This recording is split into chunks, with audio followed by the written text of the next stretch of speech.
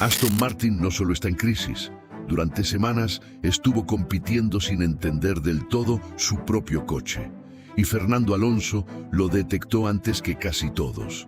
Después de China, mientras muchos miraban solo los abandonos, dentro del paddock empezó a crecer otra lectura, mucho más incómoda.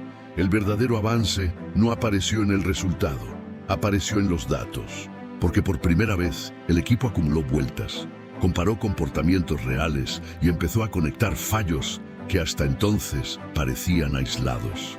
Eso cambia la historia. Ya no se trata solo de vibraciones, baterías o fiabilidad. Se trata de algo más profundo. Cómo un proyecto tan ambicioso pudo arrancar sin una lectura clara de su propio paquete técnico. Y si Alonso ya entendió eso, la pregunta ahora es otra. ¿Estamos viendo el inicio de la recuperación o la confirmación de un error mucho más grande?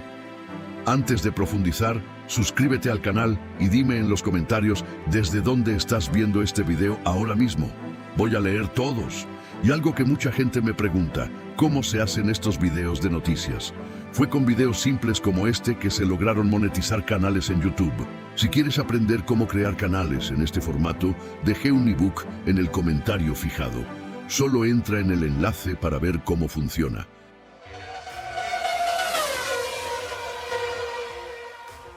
El inicio de la temporada fue claro. Abandonos, vibraciones, fallos de batería. En Australia, supervivencia. En China, más dudas.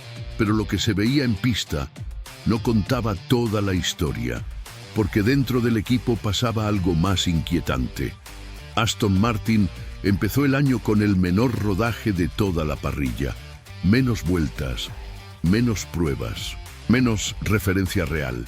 Y en Fórmula 1, cuando no tienes datos, no tienes control, mientras otros equipos ya ajustaban detalles finos.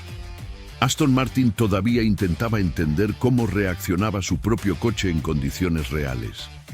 Eso explica decisiones que parecían extrañas, estrategias conservadoras, falta de reacción inmediata, un enfoque más cercano a sobrevivir que a competir, porque no se puede corregir lo que no se entiende.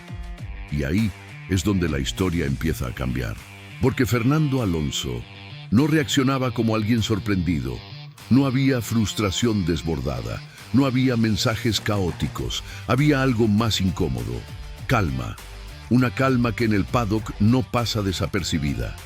Porque cuando un piloto con más de 2 décadas en Fórmula 1 no entra en pánico, normalmente es porque está leyendo algo que otros todavía no ven. Y ese detalle empieza a tomar forma en China, no en los resultados, en el comportamiento. Por primera vez, el coche rueda de verdad durante todo el fin de semana, completa sesiones, acumula vueltas, se expone a situaciones reales, tráfico, reinicios, cambios de ritmo, escenarios que no se pueden replicar en simulación. Y ahí aparece algo clave. Los problemas dejan de parecer aislados. Las vibraciones no eran un incidente puntual, seguían un patrón claro. Los fallos de batería ya no eran imprevisibles, tenían un contexto común, y eso lo cambia todo. Porque cuando los errores se repiten, dejan de ser errores, se convierten en comportamiento, y ese comportamiento empieza a revelar algo mucho más profundo. Motor, sistema eléctrico, gestión de energía, todo funcionando, pero no en armonía, como si cada parte hiciera su trabajo, pero el conjunto no estuviera sincronizado. Y ahí es donde aparece la verdadera preocupación, porque no es una pieza rota, es un sistema que no estaba siendo comprendido completamente. Y eso es mucho más difícil de resolver, porque no se arregla con una actualización rápida, se arregla entendiendo el origen. Mientras tanto, el ambiente en el paddock empieza a cambiar, no en los titulares, en los detalles, menos ruido, más observación, más preguntas internas, porque cuando un equipo deja de hablar de soluciones inmediatas y empieza a hablar de entender el problema, es porque la situación es más profunda de lo que parecía, y Alonso ya está ahí, no como alguien que sufre el problema, sino como alguien que lo identifica. La pérdida de sensibilidad en las manos no fue solo una incomodidad, fue una señal directa, una señal de que el coche estaba transmitiendo algo que no debía, una señal de límite.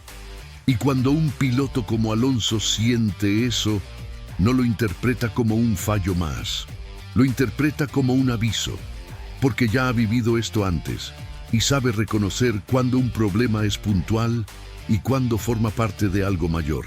Aquí no parecía puntual, parecía estructural. Y ahí es donde llega la clave que cambia toda la historia. Aston Martin no estaba solo intentando mejorar el coche, estaba intentando entenderlo. Y eso cambia completamente la narrativa. Porque un coche puede parecer lento, cuando en realidad no está siendo utilizado correctamente. Puede parecer inestable, cuando sus sistemas no están coordinados. Y cuando esa comprensión aparece, todo puede cambiar sin previo aviso. China no trajo resultados, pero trajo dirección. Por primera vez, el equipo empezó a conectar causa y efecto, a entender por qué ocurrían los fallos, cuándo ocurrían y bajo qué condiciones. Eso es lo que separa el caos del control. Ahora ya no están reaccionando, están interpretando.